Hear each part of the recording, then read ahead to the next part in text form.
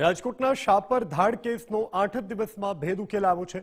મધ્યપ્રદેશના તેજારિયા ગામમાંથી 3 લૂંટારાઓ ઝડપાયા છે। પોલીસે 41 લાખ રોકડા અને સોનું પણ કબજે કર્યું છે। લૂંટારૂ પાસેથી પોલીસને એક એન્ટિક રાઇફલ પણ મળી આવી છે। વૃદ્ધ એકલા રહેતા હોવાની બાતમી સગાએ જ આપી હતી। આરોપીઓના સગા જીતેન્દ્રસિંહ જાડેજાને ત્યાં કામ કરતા હતા। રૂપિયા 2.48 કરોડની લૂંટમાં પોલીસે તપાસ તેજ કરી છે। રાજકોટ શાપર લૂંટ કેસમાં પોલીસને આ મોટી સફળતા પ્રાપ્ત થઈ છે। લૂંટારાઓ 2.47 કરોડના કેસમાં ઝડપાઈ ચૂક્યા છે। 3 આરોપીઓ છે જે ઝડપાયા છે। ડીજીપીની સતત નજર હેઠળ 20 ટીમો તપાસમાં જોડાઈ હતી। બ્લર સીસીટીવી ફૂટેજ છતાં પણ પોલીસને આ મોટી સફળતા હાથ લાગી છે। ચોરીની બાઇક ડ્રોનની મદદથી બિનવારસી હાલતમાં મળી આવી હતી। મોબાઈલ ટેકનિકલ સર્વેલન્સથી લૂંટારાઓની મહત્વની કડી મળી। પોલીસે 43 લાખ રોકડ અને દાગીના પણ કબજે કર્યા। લૂંટમાં વપરાયેલા બોલેરો કાર અને રાઇફલ જપ્ત કરવામાં આવી। રેકી કરનાર ટીપ આપનાર વ્યક્તિની સામે પણ તપાસ ચાલુ છે। હજુ 5 આરોપીઓ પોલીસની પકડથી દૂર ભાગી રહ્યા છે। 3 મુખ્ય આરોપીઓની હાલમાં ધરપકડ। રાજકોટ ગ્રામ્ય પોલીસ દ્વારા આ સમગ્ર કેસની તપાસ તેજ જે છે આ રાજકોટ પોલીસ એ ધરપકડ કરી છે।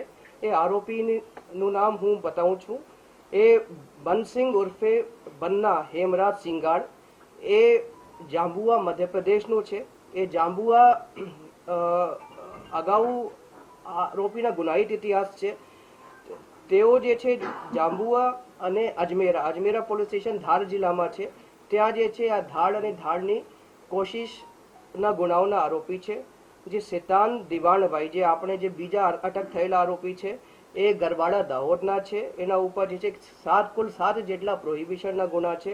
અને જે ત્રીજા આરોપી જે પકડાયા છે એ આરોપીનું નામ છે દિનેશ શેતાનભાઈ પરમાર જે ગરબાડા દાહોદના છે। અને એના ઉપર પણ 2 પ્રોહિબિશનના ગુનાઓ દાખલ છે।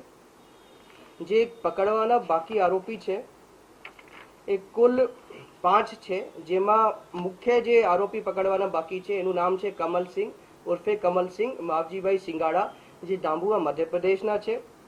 અને કરણસિંહ મડિયા એ પણ જાંબુઆ મધ્યપ્રદેશના સુધી 3 આરોપીનો પકડાયા છે। એના શેરિંગમાં જે મુદ્દામાલ હતા એ મુદ્દામાલ જે છે આપણે જે છે મળી આવેલા છે। અને 3 આરોપીઓના ભાગના જે શેરમાં જે પણ મુદ્દામાલ એ 100% મુદ્દામાલ જે છે રિકવર કરીએ। હજી જે છે અમે સસ્પેક્ટ કરીએ છીએ કે આ ગુનામાં જે છે કોઈએ જે છે ટીપ આપેલી છે। એના માટે જે છે રાજકોટ ગ્રામ્ય પોલીસ એને શોધવા માટે પકડવા માટે કાર્યરત છે।